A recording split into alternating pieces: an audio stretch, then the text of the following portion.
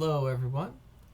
So welcome back. I'm gonna be doing my best to make a video here, even though I got this giant cast on my arm. I'm gonna see what I can do about a one-handed video here. And today, let me put this up here. We're gonna be discussing this topic. We were sent it in the forum here. So tips on how to reach 1800, peaked at 1794. Okay, good. And it's great to hear that you've improved a lot since the last time. So let's go ahead and let's take a look at this topic and let's see what we can come up with. The first thing I want to put out there is I don't know if I'm the right person to talk about this in all aspects, because in Blitz chess I'm only like 1750 right now. At one point I was 1900, but I think when they took away 10-minute from Blitz on chess.com and they made that part of Rapid, my rating went down a little bit. So, in Blitz it's a little bit different, but I'll do my best to give you some tips. I think in regular or Rapid and the daily chess I'm over 2000 on chess.com. So, it's a little bit different, and also the ways you are going to get over 1800 are going to be different as well, because the same strategies don't apply to both short games and longer games. So for number one, this is going to be the first tip for getting better is tactics. If you want to get better at faster chess as well, tactics are going to be even more important.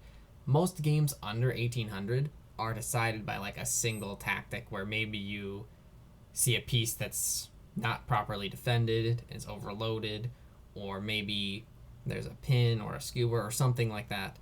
That's going to be the main ways you're going to win games, up to 1800 and even above a little bit. So that's number one, tactics. And for that, you can really just use, maybe the tactics trainer on like chess.com, or you can go to leechess.com. They have tactics trainers as well. There's just chess books. There's all types of things. Chess tactics books where it's nothing but tactics. So that's number one, tactics.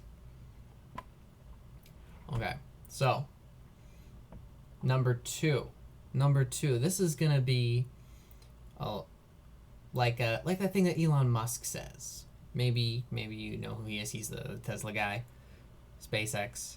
He says when you go to learn something you really need to work on is understanding the trunk before you get to the branches. And a lot of times I see players, they spend time learning like the Sicilian. They learn like 15 moves of the Sicilian, but don't really know why.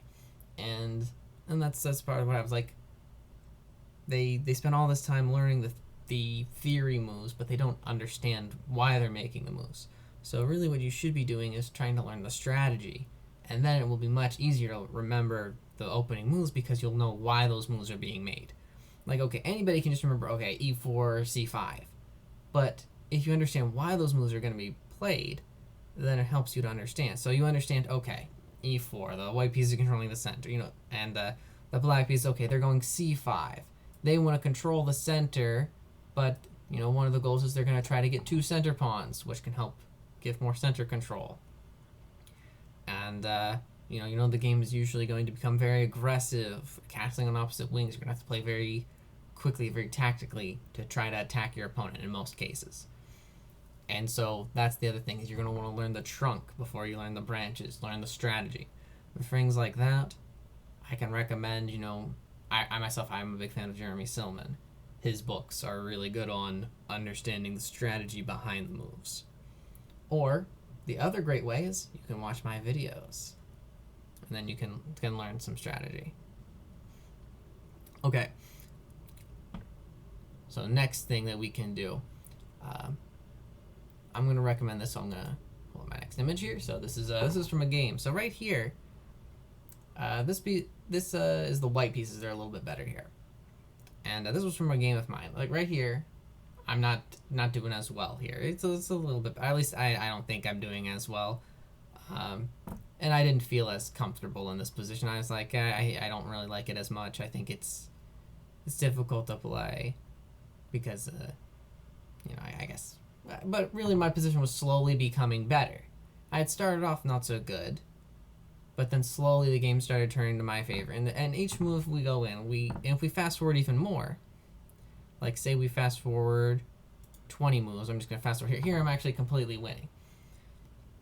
And then I wound up kind of losing control and got a draw because of, you know, reasons. I was running a long time on that. But anyways, the point that I'm making with this is you want to learn your strategies. Well, this is going to lead into my second point as well, or my next point as well. But you want to be learning the strategy because a lot of the times what happens is maybe you'll come out of the opening slightly worse, but as the game progresses, you know, your strategy will kick in, and a lot of the times you'll be able to then get the better position. This is also why it's important to learn your end games, because if you learn your end games, this is point number 3, by the way, your end games. A lot of players don't bother to spend time learning the end game. They think, oh, that'll never benefit me.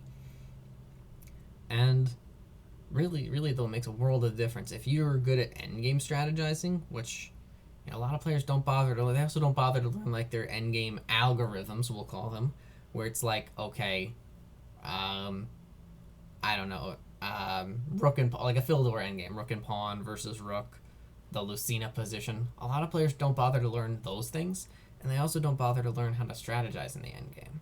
Which, you know, it's like one popular one is like rook and bishop versus rook and knight.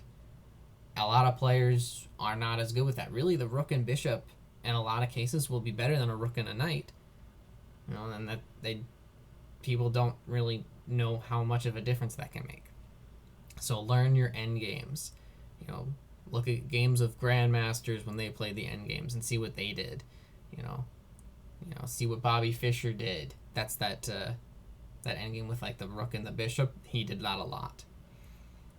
And those are going to be some great tips. So those are the 3 things I'm really going to recommend.